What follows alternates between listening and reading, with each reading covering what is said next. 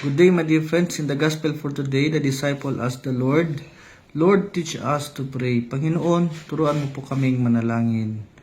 At siguro ito rin ang pinakamagandang paraan bago tayo magsimula ng ating pananalangin. No? Hindi lang basta magsalita, kundi hayaan natin ang Diyos na magturo sa atin kung paano manalangin ng tama. Minsan kasi madalas nga tayong magdasal, pero puro petition prayer naman, puro hiling. Lord, bigyan mo ako ng ganito. Lord, pakinggan mo ang aking hiling. Tuloy, parang gusto nating mangyari, ang Diyos ang susunod sa gusto natin. Hindi tayo ang susunod sa gusto niya. Kaya paalala ng Ebanghelyo ngayon, ang tunay na layunin ng panalangin ay hanapin ang kalooban ng Diyos. Thy will be done on earth as it is in heaven. Ang tunay na panalangin ay nakasentro sa Diyos, hindi nakasentro sa ating mga sarili.